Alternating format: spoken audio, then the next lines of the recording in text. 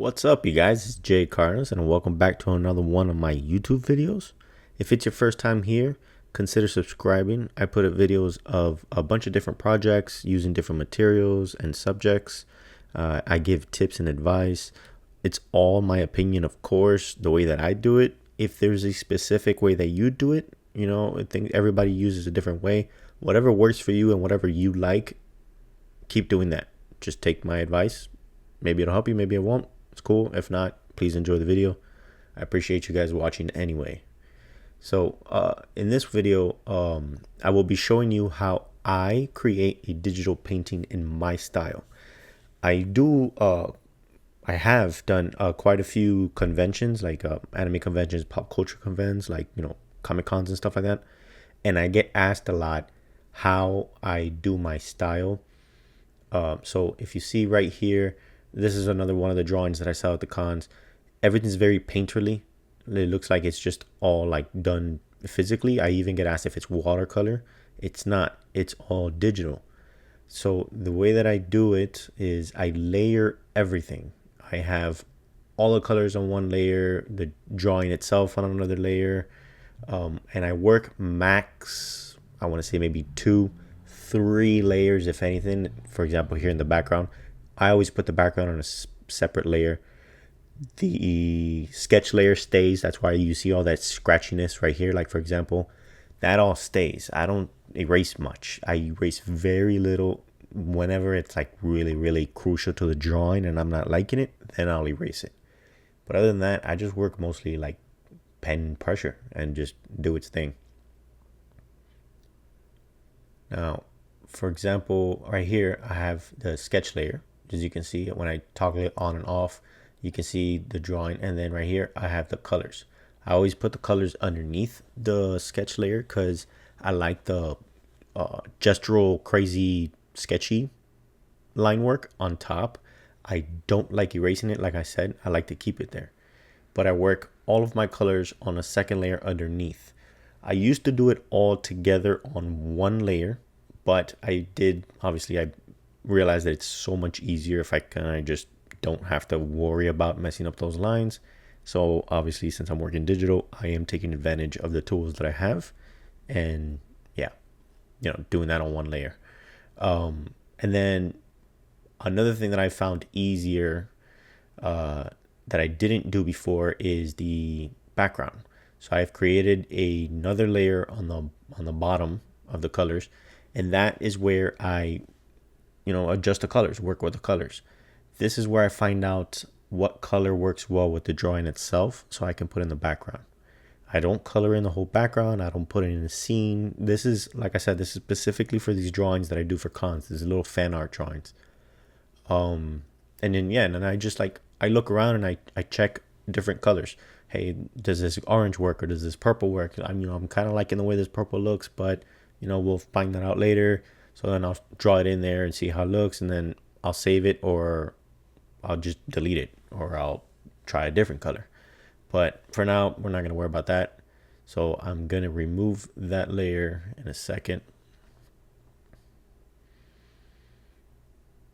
Oh, I just created a layer. Let me delete that. Oh, deleted the wrong layer. All right, there we go. All right. So then, yeah, I do all the colors here. And then what I do is I, just start coloring. I don't zoom in too much. Again, I do take advantage and I zoom in when I need to. But at first, especially when I'm laying down a lot of color and just drawing and sketching and stuff, I like to draw and color with the full picture in front of me. I don't like to zoom in too much because, let's be real, when you're working in like with real materials, if I'm actually painting or drawing or sketching or anything, I don't have the ability to zoom in that much. So at first, while I'm doing this, for example, where I'm just laying down colors and blocking in and just doing basic details, I do all that, with the whole canvas visible, as if I'm actually drawing on an actual piece of paper.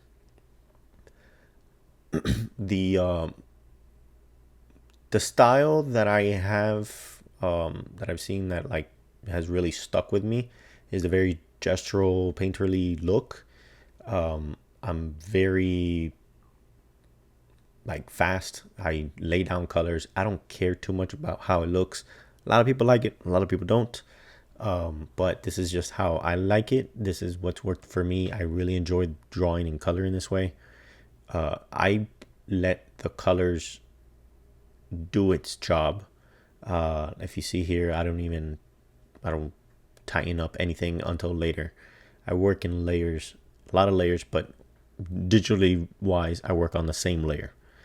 I do this a lot when I'm painting as well, like actual acrylic paintings, for example. I will have the uh, the blocking in done, and then I'll just start blocking in colors, color, and then I just move on to a separate area so that that dries, and then I just jump back on top and I lay down more color. I don't really blend, is what I'm trying to say. That's the word. I don't blend my colors. I kind of just let the layers do their thing. If you've seen it in my other videos, you will see what I'm talking about. If not, this is a good chance to check out another YouTube video of mine. But yeah, I adjust the sizes of the brush. I play with the colors sometimes, and this happens a lot. And this is the cool thing about digital painting. I don't like the color that I'm using. I don't like the brush size that I'm using or so. The awesome thing is that, I don't have to like go physically wash my brush and then put it away and then grab another brush and mix new color. The beautiful thing about digital painting is that it's all right there. It's one click away, one adjustment away, and you're good to go. I love that. When I first started digitally painting, I was terrible at it. I've never had any kind of experience. I didn't know what any of the materials meant, any of the shortcuts meant. Oh my God, the shortcuts were a pain in the butt. I, you know, I'm not, I'm not old, but I'm old enough to know that the technology has changed over time, and I didn't grow up with fancy computers or anything like that. So, all this like digital stuff, this is all new to me. I've actually picked it up maybe, I want to say 2 years ago. And I have watched countless videos on shortcuts and how to do this and how to do that, how to add a layer. I didn't even know what raster layer was. I didn't know what a vector layer was. I had to learn all that myself on YouTube and trial and error. The sorry, so the point is, what I'm trying to say is that like it took me a lot to learn how to do this. And while I was learning, this is what I was trying to get to. That while I was learning, the whole layer situation was driving me nuts. I would start with a layer and it says, okay, add a layer for your base colors. This is what your overall thing is going to be colored. And I was like, okay, yeah, I know that. It's basic painting, blocking in, right? And then it says, all right, now add another layer for your shadows. I was like, okay. So I added a layer for your shadows. And then I was like, okay, what now? And then I would see a video, and the video was like, oh, add another layer for your highlights.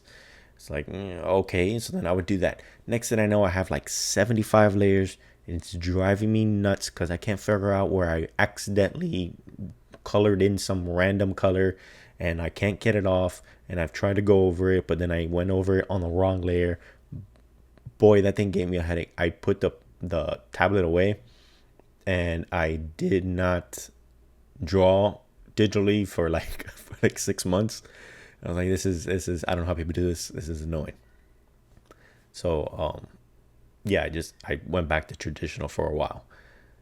I went to school for traditional painting. I learned how to do landscapes and portraits, which I'm not good at, but I do know how to do portraits. I worked a lot with charcoal and pastels and still lives and oil paintings and acrylic paintings.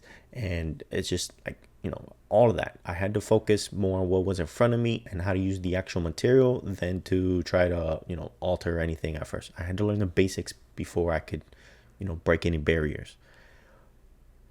Digital painting to me felt like I was just breaking a lot of barriers. For example, with the layers, I couldn't get my head around it. I was like, I don't know this layers thing, because when I'm painting, it's all on one, physical layer. I gotta work with what I have. I either blend the colors or whatever. My God. Okay. This is editing, Jose, obviously. This is my first time doing this, like draw and talk at the same time, so I pardon for any mistakes I say or anything that doesn't seem right or I'm over explaining or whatever. But I just watched this video like 2 or 3 times and I realized that I didn't even get to the point of what I'm trying to get to when I told you this part that I just cut you off at. When I finally went back to digital painting after the 6 months, after spending some time back in tradition or whatever, I went back into the digital painting and I was like, let me give it another shot. I started a layer. I opened a layer. I started a new project, opened a layer. And I was like, all right, cool. Let me start sketching. Started sketching. And then next thing I know, I was like, oh, let me throw some colors on there. And I started throwing colors. And then I threw in more colors and I started working even more, whatever. And then like an hour into drawing, I realized, oh, dang, I haven't put in a second layer at all. I've been working everything in one layer and I was loving it. That thing was like life changing. I was like, I don't need to be using 75 layers. I can do it my way and I like this way. So that is what I was trying to say and what I was trying to get to. When I finally went back, that's what happened, and this is why I only use 1 to 3 layers max. It's just so much easier for me, and I love the style. I love the fact that I like treating it like it's a traditional canvas, and every once in a while I'll throw in an extra layer just to make something specific easier for me. That's what I was trying to get to. Again, I apologize, my first time doing it. After this snippet that I'm gonna give you, obviously right now, I'm gonna get into how I got into my impressionistic gestural style and how that started back in school. Yeah, I don't know if I'm gonna have to add any other snippets in, but thank you for watching. Keep watching, I guess. In school, I was notorious for doing my projects pretty late and and always not being on time. So I had to, whenever I had like sketchbook pages due or I had a lot of projects done and I had to get run through it and like, oh, you need to do this painting by the end of the week. I was like, oh, crap, like I've only done a quarter of it. So then I learned to paint fast because of that. I learned to draw fast, and I realized that that was an actual style, gestural impressionistic style. And the older I got, the more courses I had to take and the more stuff I had to learn. So then I started learning about, the greats like Rembrandt and Monet and Van Gogh. And you have guys like Degas and Renoir, Pissarro, Picasso, Cezanne. Like these guys were beautiful artists and they focused a lot on just putting down colors and putting down those like brushstrokes, their style, and you have no idea what they're trying to do or how they did it, but you look at it and you're like, that's beautiful. So then I started leaning towards that gestural impressionistic look, which is why I use a lot of layers. Which is why I draw a lot in layers, paint a lot in layers, and I just I pile my colors on. I don't blend much. Here, for example, in Yoda's robe, I've already put down quite a few colors. You've noticed that I've gone from different shades of brown to like a little grayish brown to now it's just really dark brown. Sometimes I'll add in a warmer brown. Sometimes I'll add in a darker brown. The cooler version, sorry, and I just play with the colors. Sometimes I add in blues and greens for no reason. I just felt at the moment like it looked good and it needed to be there, so I play a lot with that. And switching from digital to switching from traditional to digital, I realized that I can't just pick up whatever color and throw it down, because then I struggle when it comes to printing, because some of these colors only look well on screen, not on print. The printers use CMYK colors. I had to learn that. I had no idea. In painting, I didn't have to worry about whether it was going to come out printed or not. I would just pick up a color, start painting, or mix whatever color and start painting. It was easier. When I started working digitally, these colors were so saturated, these colors were so poppy. And then when I first started printing these digital works, digital artworks, I realized that none of my colors were coming out right. So I had to work on fixing that. And I had to go back and look at more videos and find out why is my color not printing properly. And then I found out you're not using the proper colors palette. You need to do something closer to CMYK. You need to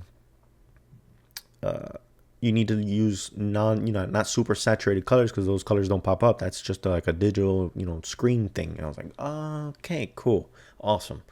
So now here I am playing with the colors. I don't necessarily pick specifically for, hey, I want it to be this green. There's this, like I said, I use the tools that I have to make my life a little easier.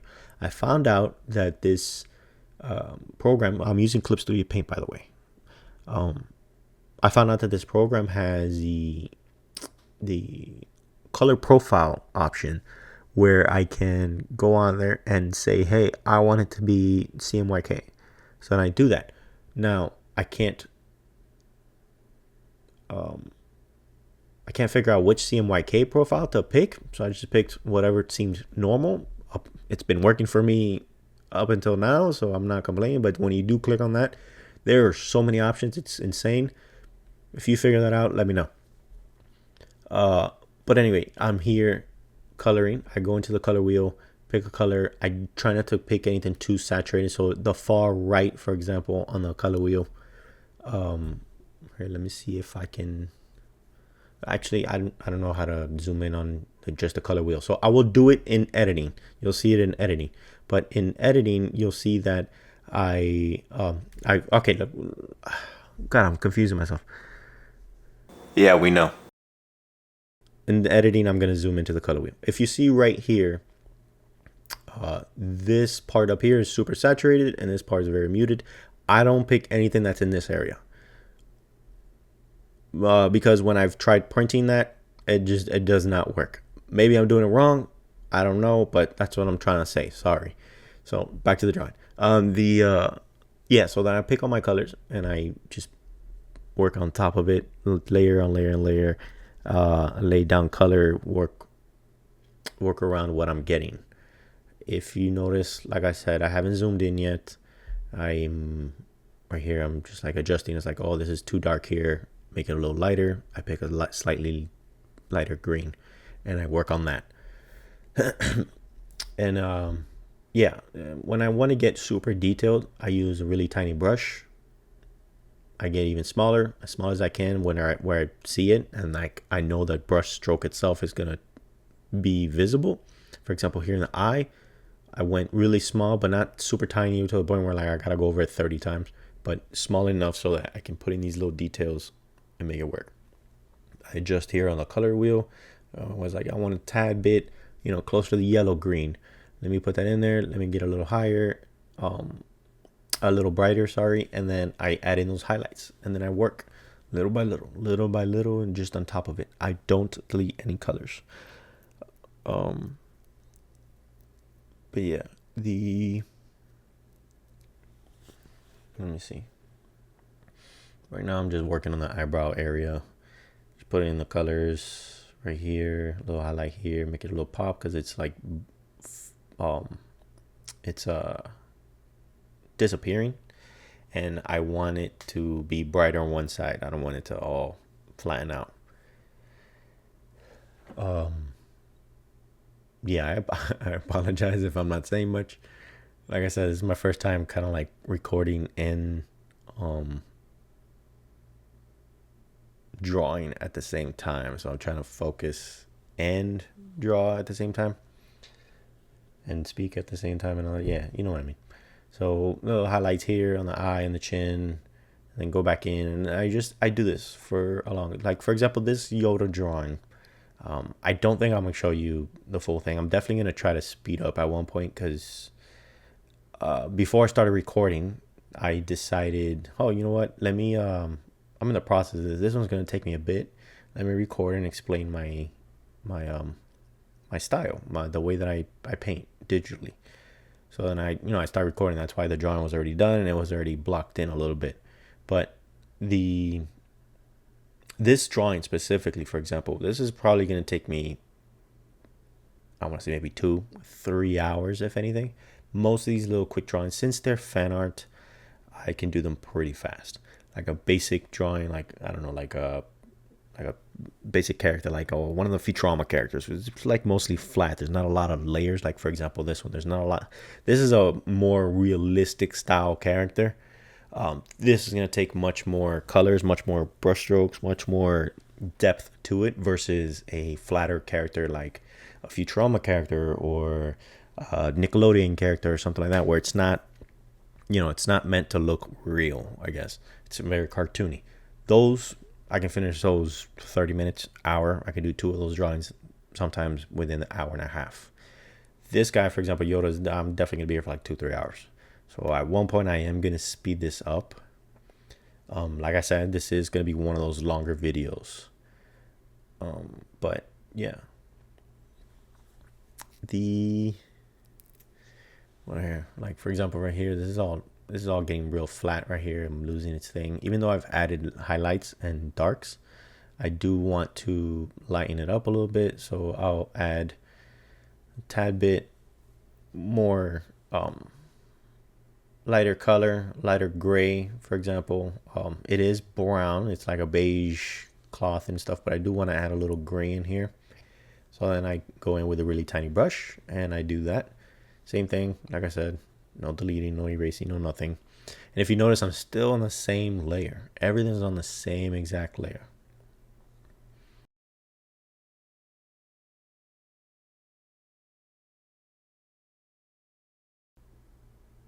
If you notice, I'm going to zoom in right here.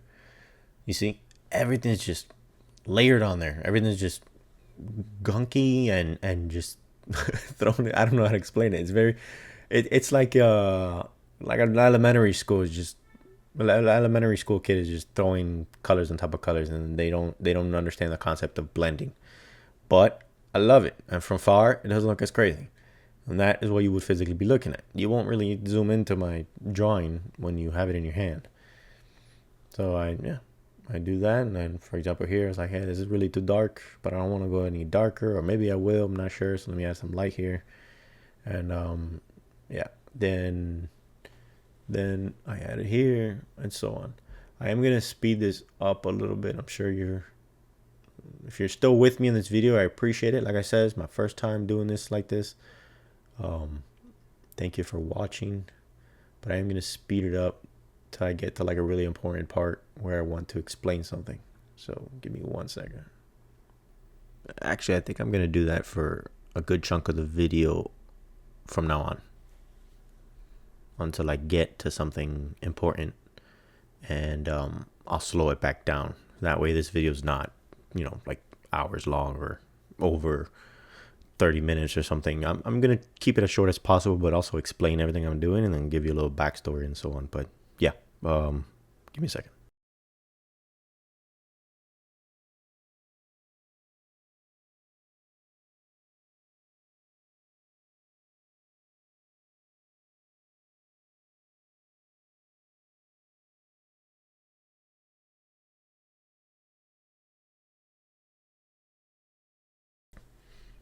All right.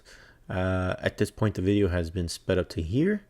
I am ready to try out some colors in the background. I'm going to create a new layer underneath because, like I said, I've realized that it's just so much easier to try out colors in the background without messing with the drawing. And with a really big brush, I'm just going to lay down some color. I like this dark blue.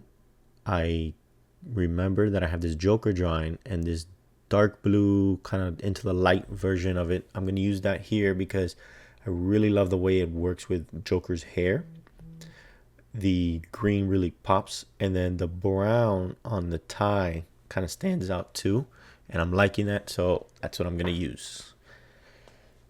But yeah, I just lay down the colors first, dark to light, and if you notice, I don't go all the way to the edge. If you look at all the fan art drawings that I don't do it for any of them. It's a way to make it look like, hey, it's painterly. It's like painted on. People at the cons really love it. They said it looks beautiful inside the frames.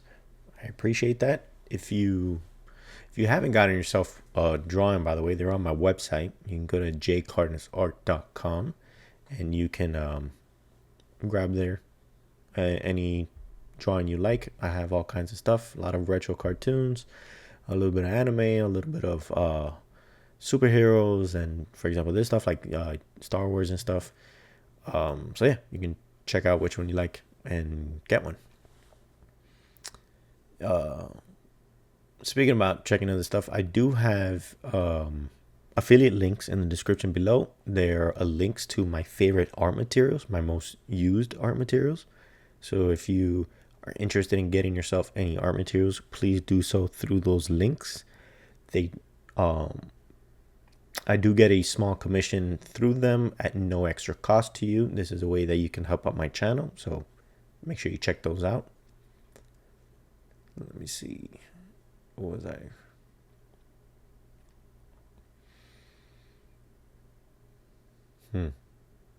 What was I doing? Oh, the background. Give me a second.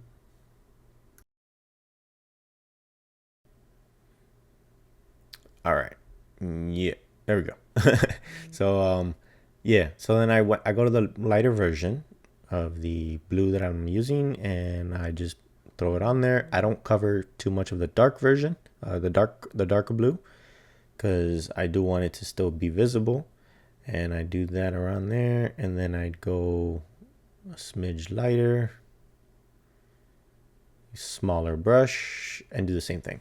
I do like to have like this like energetic, crazy, brush strokes kind of thing going on in the background. So I keep that going. I same thing, don't cover the colors underneath, and then I go even lighter, and then I make the brush size even smaller, and so on. Give me a second.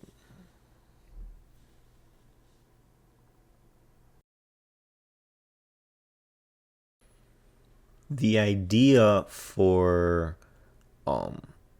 not going all the way to the edges and kind of leaving these like brush strokes kind of look on the sides and over the overall drawing was with a Groot painting that I did, a Groot drawing that I did, a Groot drawing that I did. I should have done a YouTube video if I'm not mistaken. I'm gonna link it up top if I did.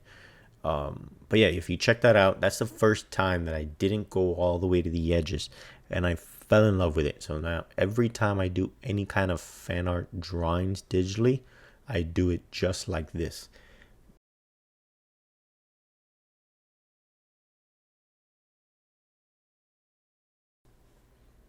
All right, so in editing, I probably sped that part up a little bit because there wasn't much going on in the background. But I did want to stop here because right here, when you look, I took a little bit of the background color and I'm bringing it into the drawing itself, into Yoda, because that color is going to reflect a bit on the actual person, or in this case on the cloth or on Yoda himself. So I'm bringing that in, and that ties in the drawing even more with the background.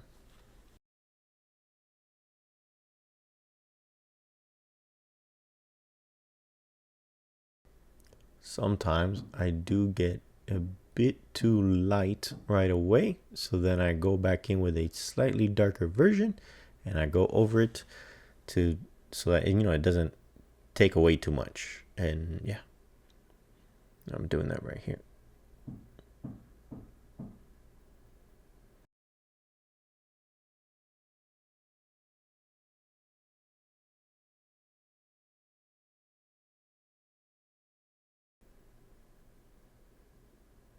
So right here, I clicked I put the eyedropper over this really like blue, and I wanted to keep it in that same tone, that same shade, but I wanted it in green.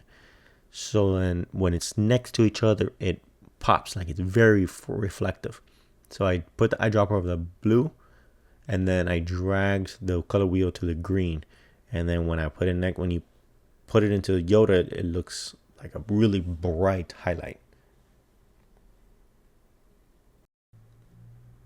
So I'm going to add as much of this highlight as I can for now.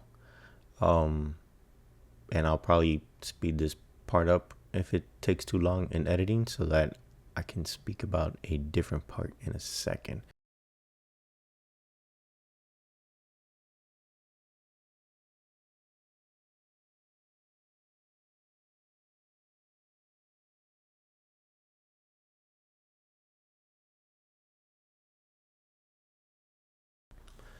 All right, and right here, I'm going to make the exception and take advantage that I am using a digital program, and I'm going to zoom in. And this zoomed in is because I want to adjust some colors and adjust some of these shapes and lines that are kind of throwing me off from far. So I'm gonna get closer to fix it up, make it look a little better, and that way his face doesn't look all wonky and there's more depth to it.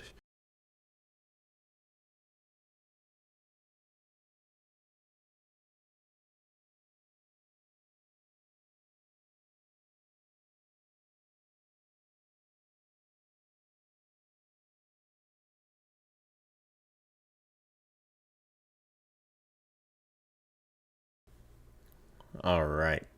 After zooming in and adjusting the face and such, only last thing to do in this drawing would be to add in any highlights or shadows or any other minor details that I want to add to make it pop. For example, right now I'm adding really bright highlights to the robe. I'm gonna do the same thing with the staff he's holding.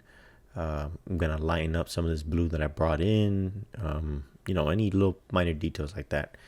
And I do this until I feel like it's done, and then I just sign it and it's good to go. So I'm going to cut the video short, or in this case shorter. I apologize for the length. I did warn you guys it was going to be a longer video, but if you stayed all the way through the end, I really appreciate you guys. Make sure you check out all the other videos. I work with, like I said, different various projects and subjects and materials and such. I give my advice on everything. Thank you guys very much. Check out those affiliate links. Check out my prints on my website, jclarensart.com. Check out my other videos. And yeah, appreciate you guys. And I'll see you guys soon.